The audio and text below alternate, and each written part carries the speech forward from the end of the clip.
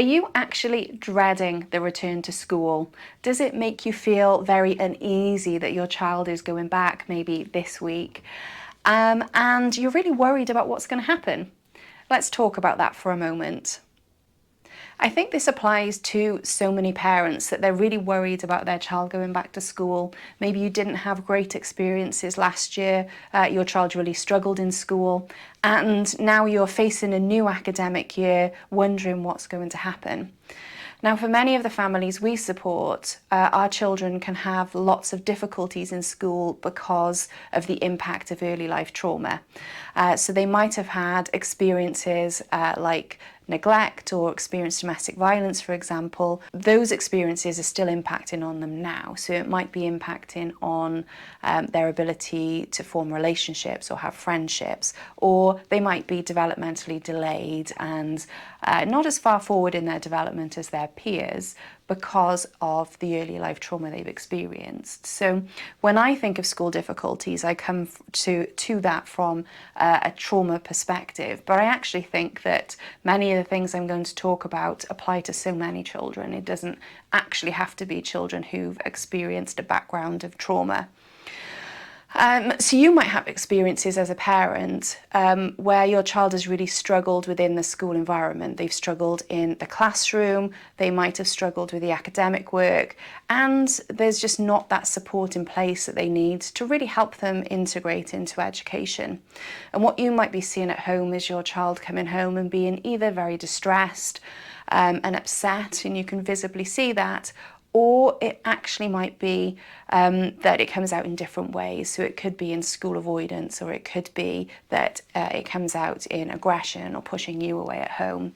But whatever it is, you're seeing those difficulties, and you might have experienced having to really advocate for your child within the school environment and try and get additional support.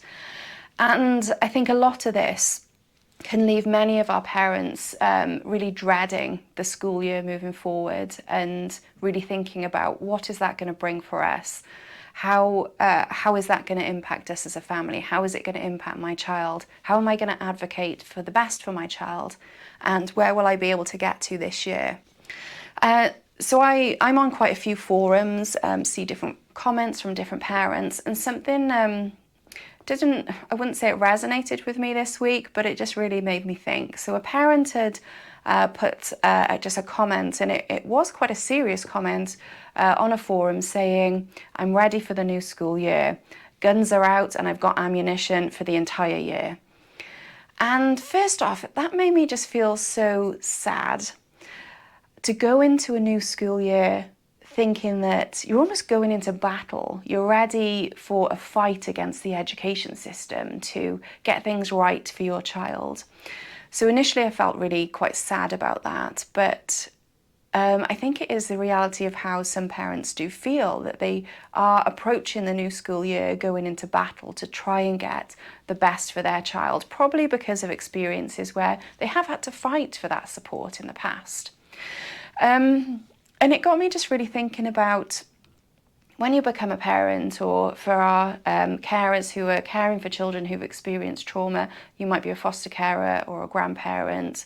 You might be looking after a family member that you weren't expecting to, and they've got additional difficulties. But whatever situation you're in, I think when you've pictured what life would be like taking your child to school, it's very rare that you would have pictured the situation that I think many of us find ourselves in when we're parenting a child who's got additional needs, fighting for different things within education, feeling worried about going back to school. What you probably pictured was picking a new school bag, getting the school items ready, picking new schools, taking them in on their first day, being excited, holding their hand. And that hasn't really happened for many of us. And that can be really difficult, I think, as parents and carers for us to deal with. It's not what we want for our child, and it's not what we've pictured. And that can sometimes lead us down this path where we do approach things where we're almost going into battle. And I'm going to talk about that in a moment, because I think that isn't always helpful for us. It doesn't always have the best impact on us as well. In terms of our own emotional well-being, that can have a huge impact, just feeling that you're battling every day. And what can we do to support that? But before I go into that, I also wanted to think about teachers and the impact on teachers. Now, any teachers who are watching this will know that teachers are really struggling at the moment with the amount of additional needs in their classrooms. It's not that they don't want to provide additional support for every child that needs it. It's that that support isn't always available, the resources aren't always there.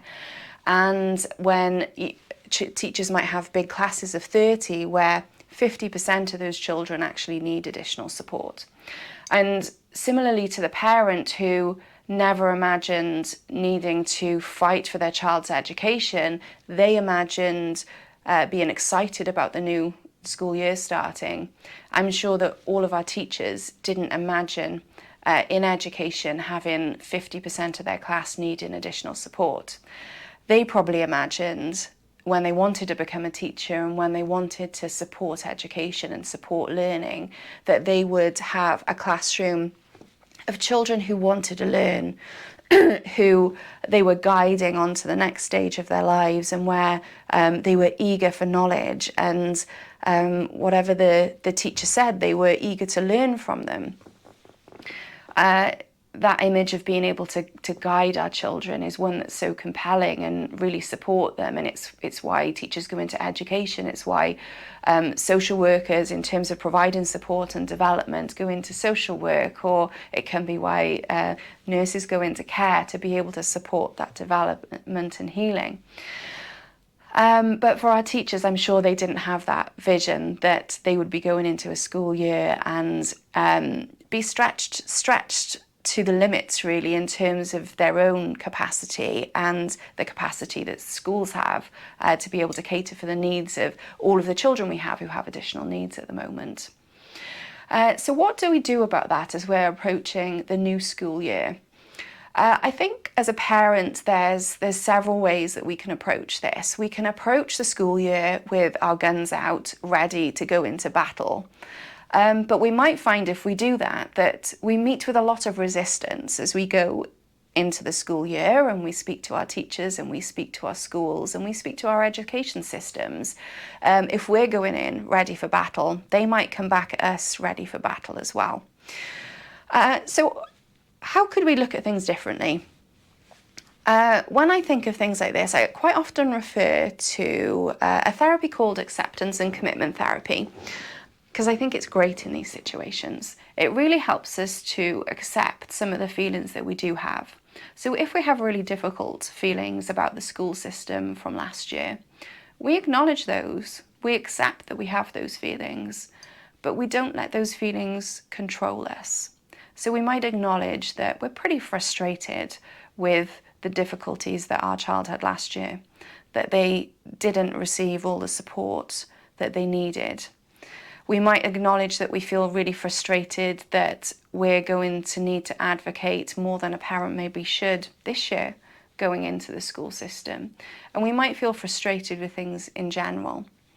But what acceptance and commitment therapy teaches us is that frustration is probably not going to get us anywhere in the longer term. So we need to accept it, we need to acknowledge that it's there, and in doing that we can start to think about, well, what do we do about this? Do we say, right, I'm getting my guns out and I'm going forward ready for a battle? Or will we actually get some better outcomes if, once we've accepted that, we think, what can I do about this year? How can I approach this situation so that I'm going in with compassion? I'm understanding that teachers are in a very similar situation. They probably want to help, but they also don't know how. They don't have the resources. So can I go into a situation thinking, how do we get the best for my child with both of us working together? Can I approach this with compassion, with understanding, with wanting to create a joint relationship where we're moving forward? And that can lead us to a place where, instead of thinking we're going into battle, we're going in thinking, how do we work together? How do we do this? How do we get the best for our children this year? And that isn't ignoring that they didn't have everything they needed in previous years, but it is being able to move forward. So you might instead approach a teacher and say, do you know what? We did some things that went well last year, but there was a lot that didn't go well. This is what didn't work for my child, and be quite specific about that. But this is what did work for my child. This year, I'd like to build on that. Can we work together to see what we can do to make things better so they have a better year than they did last year? Because there were some points last year that were really challenging for my child and for me, and I'm sure they were really challenging for you as a teacher or their previous teacher if they've changed teachers this year. And having a conversation like that where you're working together, you're going to get a lot more buy-in. You're going to get teachers who want to communicate with you, who want to send information home, who are continuously thinking, I know we don't have the resources, but how do we create some resources? How do we become more resourceful so that we can get the best for this child? So if you're feeling like you're dreading the new school year, it's just giving you something to think about. Instead of going in ready for battle, how do you go in with compassion, with caring, and really thinking about how can we work together? Take some of those points from acceptance and commitment therapy, acknowledge how you're feeling, don't ignore it, communicate that, but think about how can we move forward instead of how can we spend the year battling for the things we need for our child. And that all feeds into providing the best trauma-informed care for our children. I hope that's been helpful. Remember to subscribe to Tribe for more trauma-informed care in practice.